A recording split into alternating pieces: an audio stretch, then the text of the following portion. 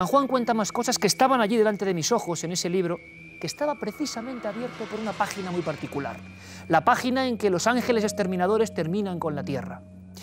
Uno de esos ángeles exterminadores, quizá el más terrible, es el tercero.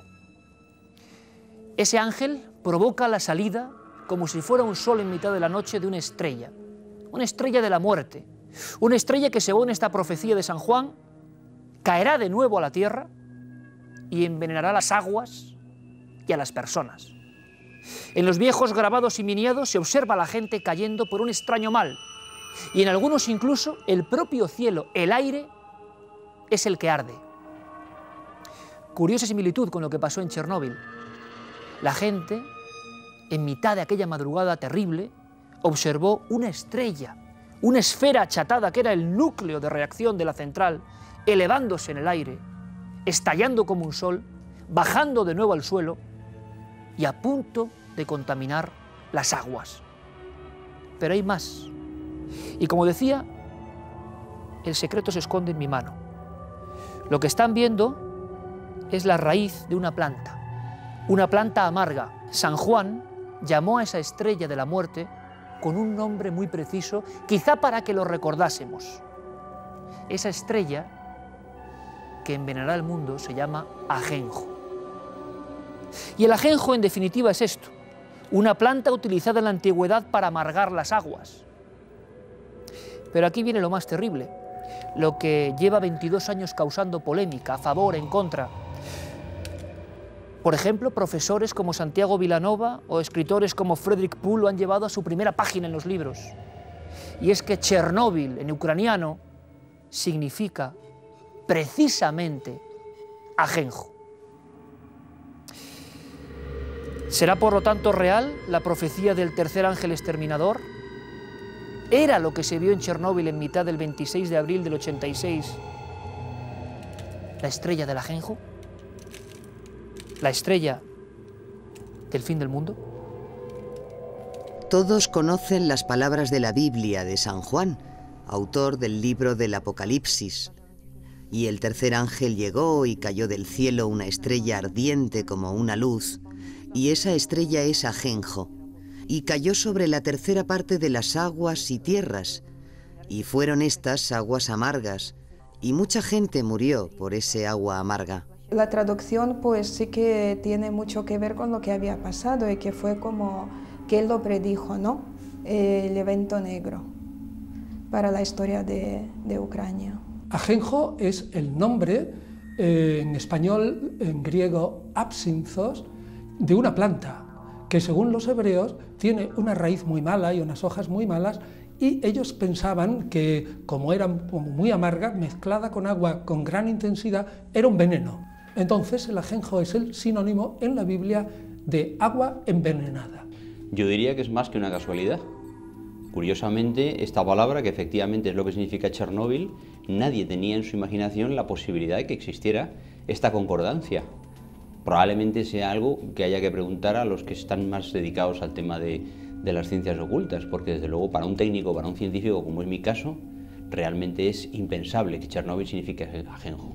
El autor del Apocalipsis, que él asimismo se llama Juan, aunque no sabemos quién es propiamente, escribe un libro durante el reinado de ese emperador y afirma que el fin del mundo es a la vuelta de la esquina. Es decir, si no es durante el reinado de ese emperador, pues inmediatamente.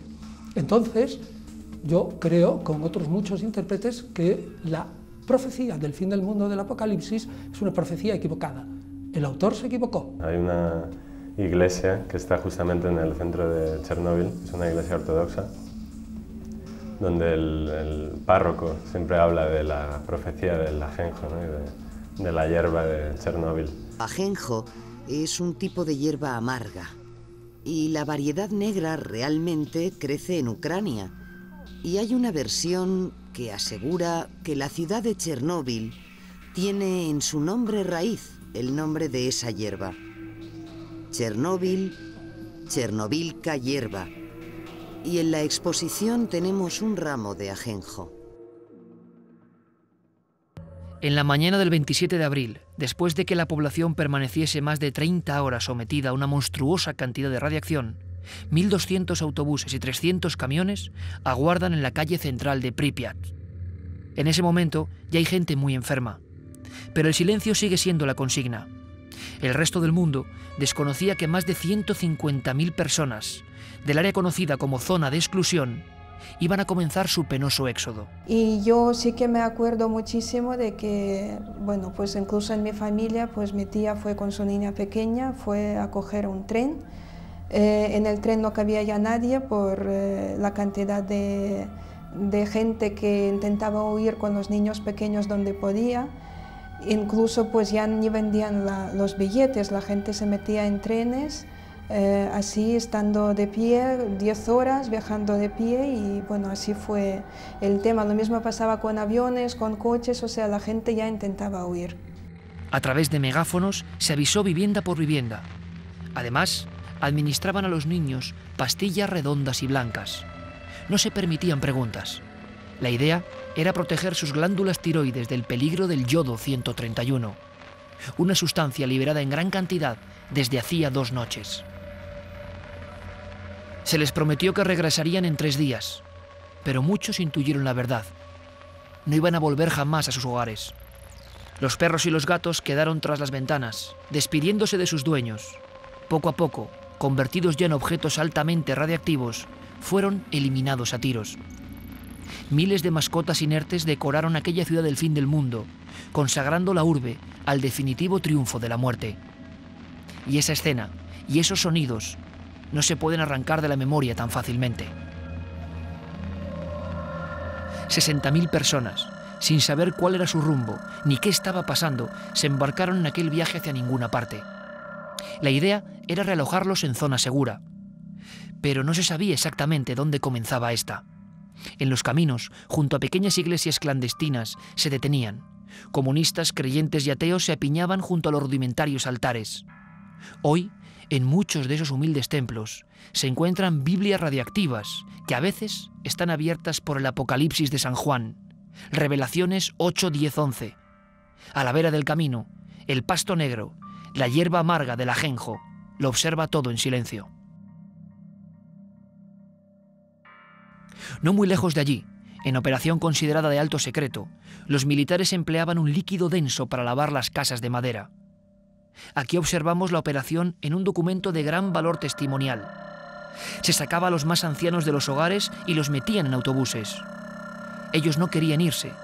No ocurría nada. El campo estaba en flor. No había fuego ni disparos. No sabían qué estaba ocurriendo.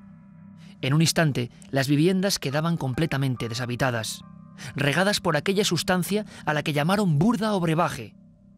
Su misión, fijar los radionúclidos mortales a la superficie y que tras endurecerse pudiese recogerse todo como una alfombra. Este es el proceso de descontaminación con la burda, ejecutado paso a paso. Lo que aquellos ancianos de la zona muerta desconocían es que 79 aldeas iban a ser borradas de la faz de la tierra. Sus casas, graneros, establos y huertos serían derribados por los bulldozers del ejército soviético.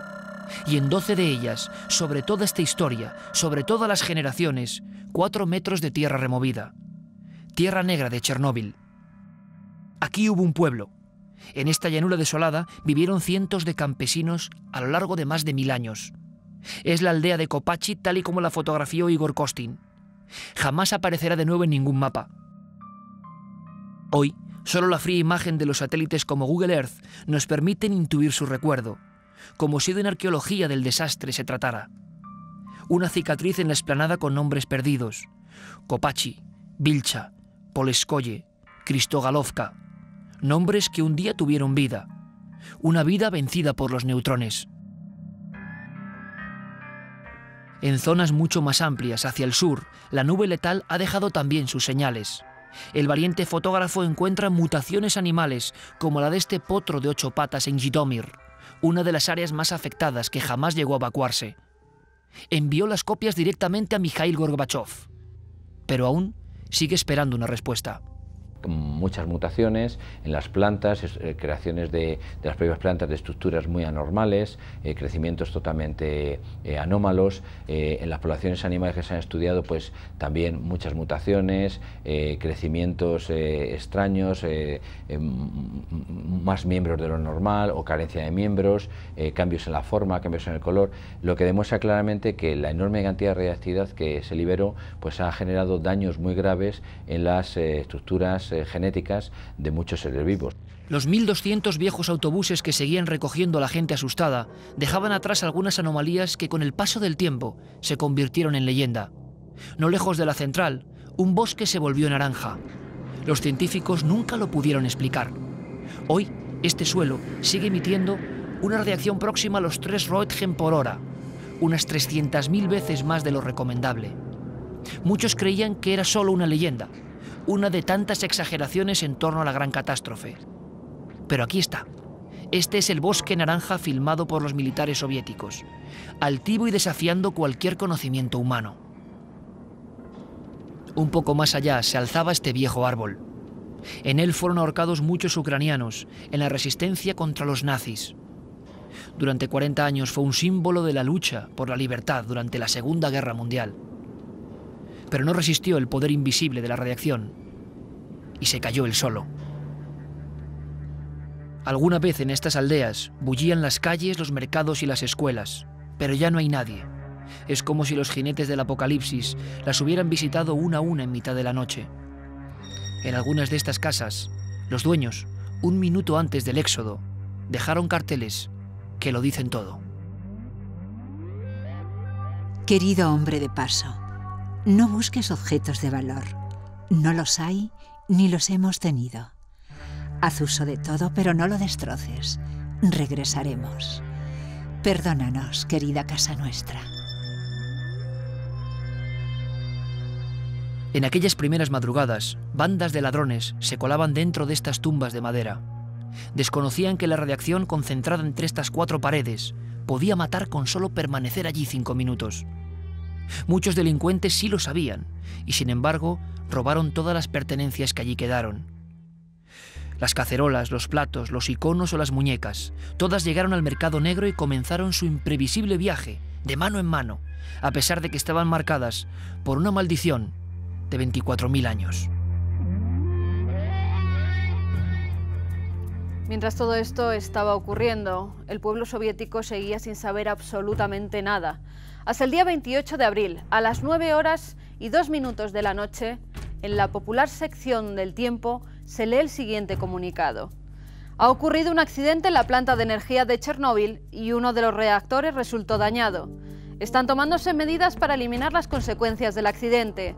Se está asistiendo a las personas afectadas. Se ha designado una comisión del gobierno.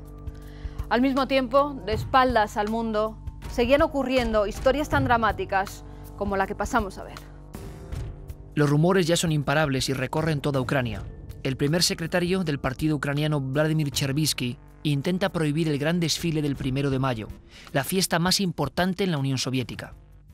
Asegura que el nivel de radiación en Kiev convertirá el acto en una procesión dirigida por la propia muerte. No le hacen caso. La consigna sigue siendo la misma: que no cunda el pánico. 1 millón de personas, muchas de ellas niños de muy corta edad, toman las calles. Tiempo después, Chervisky se suicidó. Mirad, esta es una carta secreta. Totalmente secreta. Con fecha del 27 de junio de 1986. Digamos, unos 2 meses y medio después de la catástrofe.